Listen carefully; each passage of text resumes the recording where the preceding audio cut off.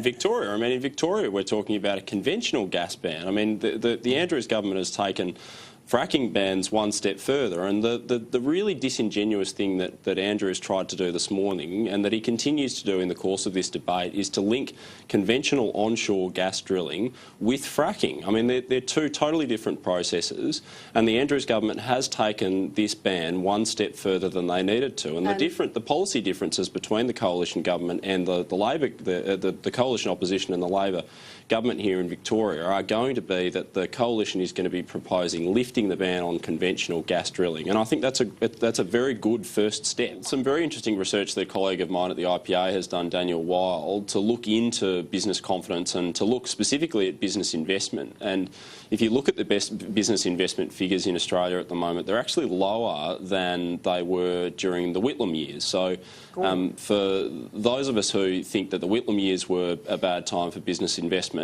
just look at the figures for 2017, and that to me I think paints a pretty depressing picture of where we are at the moment. Sorry, Simon, I'm just picking up, and of course the economy would have increased tenfold, or the size of the economy, so it's an extraordinary figure, isn't it? Yeah, and I think this is exactly what's feeding into what Jeremy has just raised, which is low wages growth. Those sorts of problems are all feeding into one another, and I think that given the complexity of the economy and given how we've got multiple issues at the moment feeding into a very difficult situation for businesses in Australia, I think it's high time that the government started looking at this and really started making some pretty drastic changes. I mean, we saw the attempts at reducing the company tax rate by a measly 2.5%. I think there's a little bit more to it than that, and I'm not sure that the case for change has been made well enough either to the state premiers during COAG or to the Australian public. And while I think it's incredibly important that the AFP and ASIO and other security and intelligence agencies have the powers that they need to go after terrorists, no Australian would disagree with that concept. I think it's really important that we don't just wave through changes like this in any area of public policy, whether it's national security or other areas.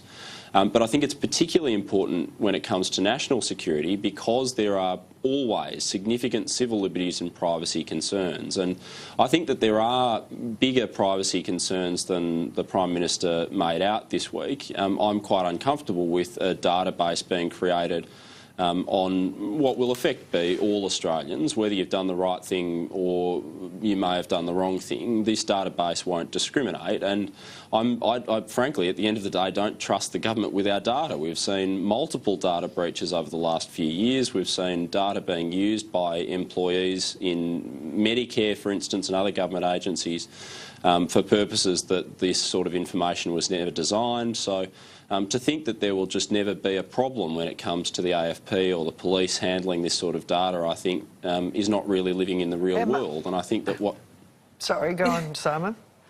I think that it's really important that we have a significant debate about this. I was really disappointed that not one state premier this week raised objections, and I would have thought that at least we could have had a debate between members of the Labor and Liberal sides on this, even if the Liberal premiers had gotten together on one side of the equation. I think older workers face some of the same sorts of challenges that younger workers do. I think that they've reached a different point in their professional careers or in their careers, but a lot of the barriers to entry into the labour market that exist for young people also affect older people. So a lot of those things, I think, can be addressed by government action. I think that there's a lot that the government can do to remove those barriers rather than building them higher and higher, which seems to happen almost every year.